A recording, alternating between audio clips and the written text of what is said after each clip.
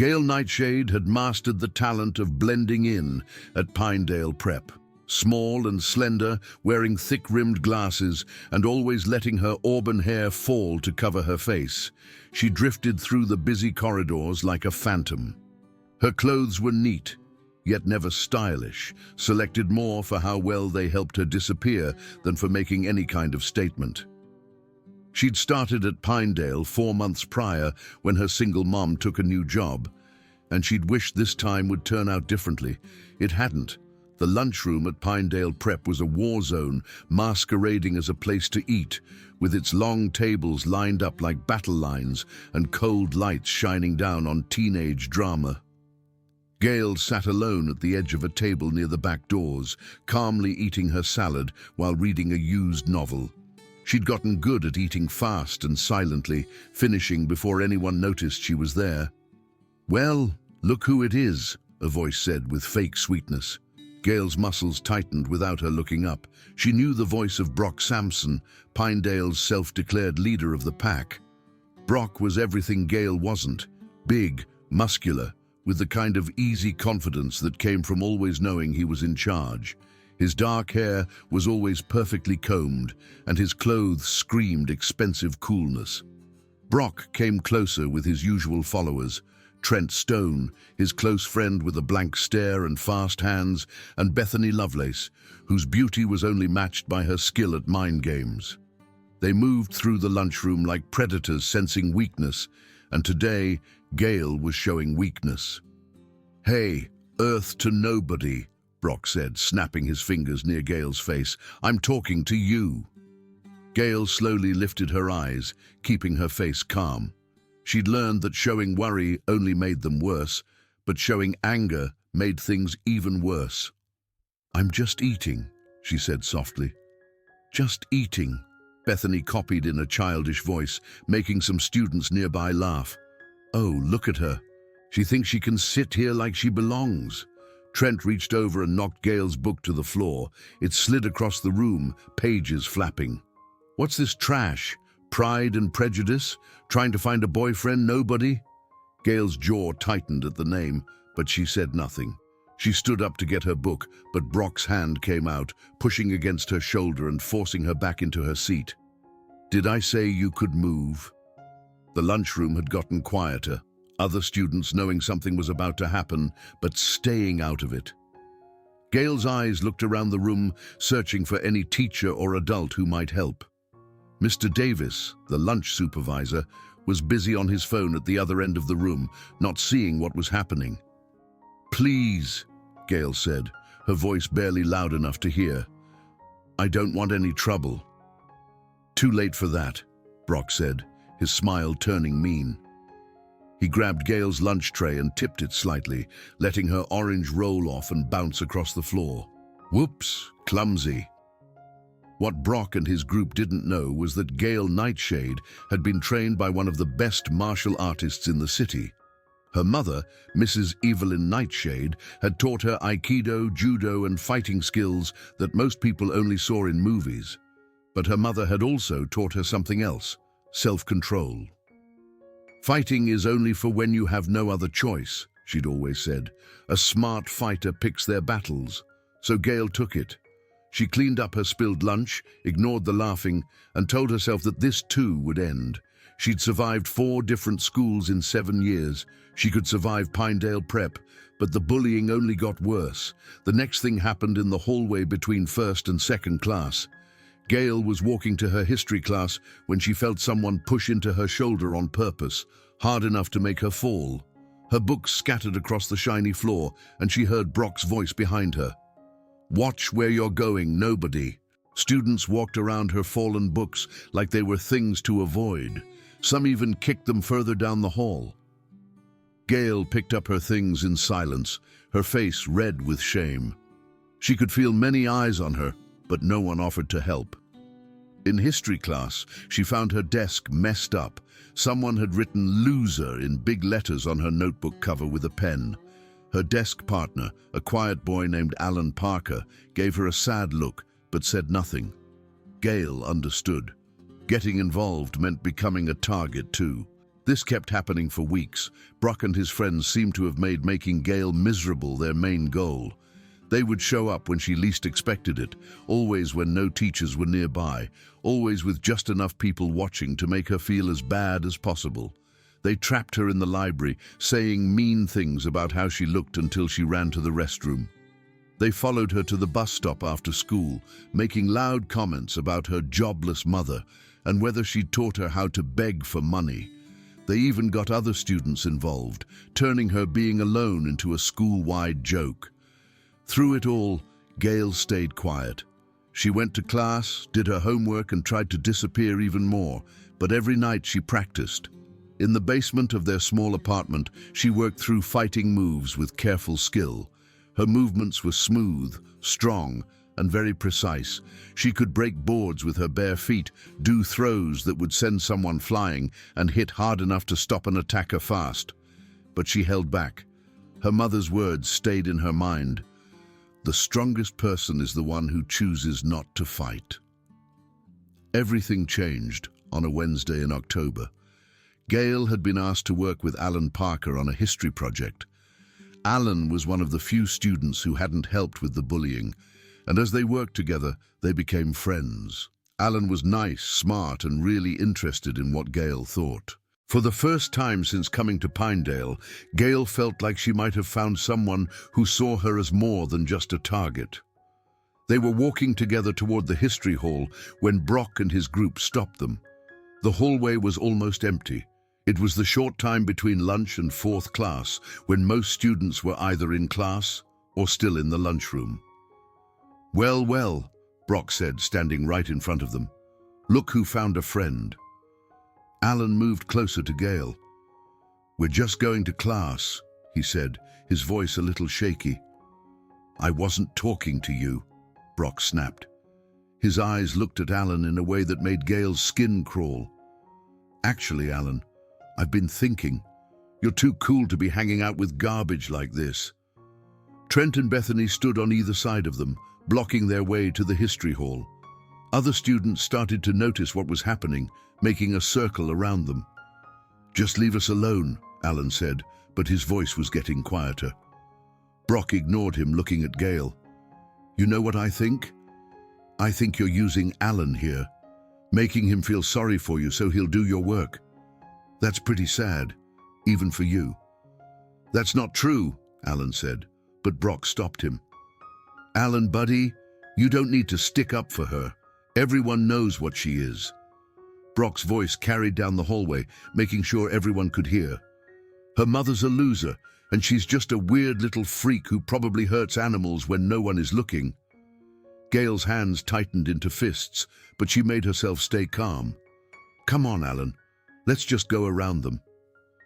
But as they tried to walk past, Brock made his big mistake. He reached out and grabbed Alan's arm, holding it tight enough to leave marks. "I said I wasn't done talking." Alan winced in pain, and something inside Gail broke. Not anger, something much colder and more dangerous. The self-control her mother had taught her was still there, but now it was for a different reason. She was no longer holding back to avoid a fight. She was figuring out the best way to end it. "Let go of him," Gail said, her voice completely steady. Brock laughed, holding Alan's arm tighter. "Or what? You gonna tell your mummy on me?" "I'm going to ask you one more time," Gail said, stepping closer. Her body had changed slightly. Her weight shifted to her feet, her shoulders relaxed but ready. "Let go of him." "Make me," Brock said, and reached for Gail with his free hand. He never saw it coming. Gail's reaction was quick and perfect. She grabbed Brock's wrist as he reached for her, her fingers finding the exact spot that would cause the most pain. At the same time, she stepped closer and hit her elbow upward into his chest. Brock's breath rushed out of him, and he let go of Alan. But Gail wasn't done. As Brock bent over, gasping for air, she kept holding his wrist and stepped behind him. With a fast, precise move, she bent his elbow back too far. The sound of his joints popping filled the hallway, followed by Brock's scream of pain. The whole thing took less than 5 seconds. Brock fell to his knees, holding his hurt arm. Trent started to move forward, but stopped when he saw the look in Gail's eyes. For the first time, people were seeing past her quiet face to the trained fighter underneath. "Trent," Gale said calmly, "I'd think very hard about what you do next." Trent was bigger than Brock, and he'd never backed down from a fight in his life. But something about Gale's voice, the way she stood perfectly still and ready, made him stop. In that moment, he saw what Brock had missed. Gale wasn't scared. She'd never been scared. She'd been choosing not to fight. "You broke my arm," Brock cried from the floor. "No," Gale said, not looking away from Trent. "I bent your elbow too far. It'll get better in a few weeks if you put ice on it and don't do anything stupid." She stopped, letting her words sink in. "But if you ever touch Alan again, if you ever touch anyone again, I'll show you what a broken arm really feels like." Bethany had turned pale, pressing herself against the lockers. The circle of students had gotten bigger, but they were all silent. Everyone was staring at the girl who'd just taken down their school's biggest bully with cold skill. Alan looked at Gale with both amazement and worry. "Gale, are you okay?" The question seemed to pull Gale out of her fighting state. She looked around at the faces around them, some shocked, some scared, some impressed. She knew that by defending Alan, she'd shown who she really was. There was no going back to being invisible now. "I'm fine," she said, giving Alan a small smile. "Are you hurt?" Alan shook his head, rubbing his arm where Brock had grabbed him. "I'm okay, thank you." Brock struggled to stand up, still holding his elbow. His face was red with pain and shame. "This isn't over," he managed to say. Gale turned to face him completely, and Brock took a step back without thinking. "Yes, it is," she said softly. "You made your choice when you grabbed him. Now you have to deal with what happens." Mrs. Johnson, the history teacher, finally came to see what was happening. "What's going on here?" she asked, looking around at the crowd of students.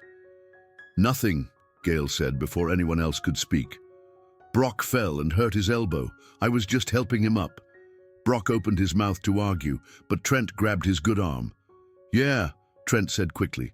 "He just tripped. Clumsy."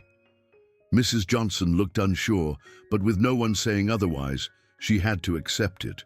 "All right, everyone get to class. Brock, you should go to the nurse." As the crowd left, Brock glared at Gale with pure hate. But underneath the anger, she could see something else. Fear. For the first time in his life, Brock Sampson had met someone who wasn't scared by his size, his power, or his meanness. The news of the fight spread through Pinedale Prep like a fire. By the end of the day, everyone knew that quiet Gale Nightshade had put Brock Sampson on the ground with moves that belonged in an action movie. The details got bigger with each telling, but the main point was the same. The girl everyone had thought was weak had shown herself to be anything but. In the days that followed, the social rules of Pinedale Prep changed a lot. Brock came back to school with his arm in a sling, saying he'd been hurt in a bike accident, but everyone knew the truth. The leader of the Bullies had been taken down by someone he'd thought was beneath him. Trent and Bethany stayed away from Gale, no longer sure they could scare her. Other students who'd been made fun of by Brock's group started to speak up, inspired by what Gale had done. The hallways became a little less mean, a little more hopeful. But maybe the biggest change was in Gale herself. She no longer walked with her head down or hid behind her hair. She still dressed simply and spoke softly, but she had a new confidence about her. She'd learned that sometimes the most powerful thing you can do is refuse to be a victim. Alan became her best friend, and their work on the history project turned into something more. They studied together, ate lunch together, and found out they both loved old music and stupid jokes. For the first time in years, Gale felt like she belonged somewhere. One afternoon, about a month after the fight, Gale was walking to her locker when she saw Brock waiting for her. He was alone, his arm finally out of its sling, and he looked uncomfortable. "I need to talk to you," he said. Gale looked at his face, searching for any sign of anger or lies. She found neither. "Okay." Brock looked around to make sure they were alone. then took a deep breath. "I wanted to say I'm sorry," he said, "for what I did to you, for what I did to Alan, for everything." Gail was quiet for a long time. "Why?" she asked finally. "Because I was wrong," Brock said. "I thought making other people feel bad would make me feel better, but it just made me feel worse." He looked down at his hands. "My dad found out what happened. He made me see that I was becoming someone I don't want to be." "And what do you want to be?" Gail asked. Brock looked her in the eyes. "Better than I was." Gail nodded slowly. "I accept your apology," she said. "But Brock?" "Yeah? If you ever hurt someone again, if you ever make someone feel the way you made me feel, I'll finish what I started in that hallway. And next time, I won't hold back." Brock swallowed hard. "I understand." As he walked away, Gail thought about how much had changed. She'd come to Pinedale Prep trying to be invisible, hoping to avoid trouble by not being noticed. But sometimes she'd learned the only way to find peace is to be willing to fight for it. She thought about her mother's words, "A smart fighter picks their battles." She'd chosen hers, and in doing so, she'd found out that strength wasn't about the ability to hurt others. It was about the courage to protect those who couldn't protect themselves. The bell rang, meaning the end of another day at Pinedale Prep. Gail picked up her books and headed for the exit, where Alan was waiting with a smile and a joke about their history homework. As they walked toward the bus stop together, Gail knew that she wasn't trying to be invisible anymore. She was exactly where she belonged, seen, respected, and unafraid. The quiet storm had found her voice, and Pinedale Prep would never be the same. 16,435 characters.